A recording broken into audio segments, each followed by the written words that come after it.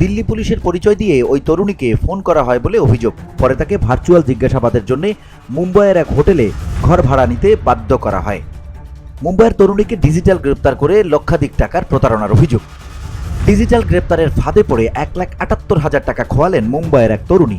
অভিযোগ, বছর 24-এর ওই তরুণীকে দিল্লি পুলিশের পরিচয় দিয়ে মুম্বাইয়ের এক হোটেলে ডিজিটাল গ্রেপ্তার করে প্রতারকেরা। সেখানে প্রতারকদের দেয়া ব্যাংক অ্যাকাউন্টে 1,78,000 টাকা পাঠাতে বাধ্য করা হয় ওই তরুণীকে। এমনকি তার পোশাক খুলতেও বাধ্য করা হয় বলে অভিযোগ। গত 19 থেকে 20 নভেম্বর মুম্বাইয়ের এক হোটেলে এই ঘটনাটি ঘটেছিল। বৃহস্পতিবার পুলিশের কাছে বিষয়টি নিয়ে অভিযোগ জানান ওই তরুণী। হেনস্থা এবং তেলবাজির অভিযোগে এফআইআর দায়ের করা হয়েছে। তথ্য প্রযুক্তি আইন এবং ভারতীয় ন্যায় সংহিতার একাধিক ধারায় মামলা রুজু করেছে পুলিশ। অভিযোগকারী তরুণী মুম্বাইয়ের এক বেসরকারি সংস্থায় কর্মরত।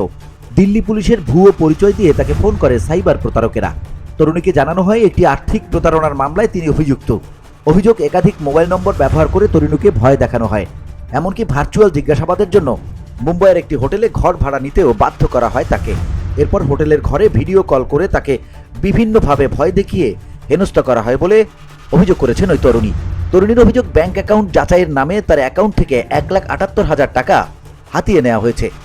অভিযুক্তের শরীর শনাক্তকরণের কথা বলে তাকে বিবস্ত্র হতেও বাধ্য করা হয়েছে বলে অভিযোগ করেন ওই তরুণী।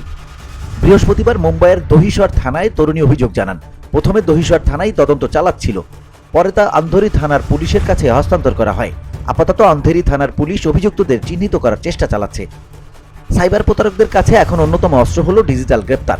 সম্প্রতি যে হারে ডিজিটাল গ্রেপ্তার বৃদ্ধি পেয়েছে তাতে উদ্বিগ্ন কেন্দ্র। প্রতারণার এই পন্থা নিয়ে দেশবাসীকে সতর্ক করেছেন প্রধানমন্ত্রী নরেন্দ্র মোদী। গত মাসে এই মন কি বাত অনুষ্ঠানে প্রধানমন্ত্রী জানিয়েছেন, ডিজিটাল গ্রেপ্তার বলে কিছু হয় না। দেশের কোনো আইনে এই ধরনের গ্রেপ্তারির কথা বলা নেই বলেও সাবধান করেছেন তিনি। এই ধরনের কোনো প্রতারণামূলক ফোন এলে অযথা ভয় না পেয়ে মাথা ঠান্ডা রেখে পদক্ষেপের পরামর্শ দিয়েছেন ভারতের প্রধানমন্ত্রী। VOD Bangla news desk.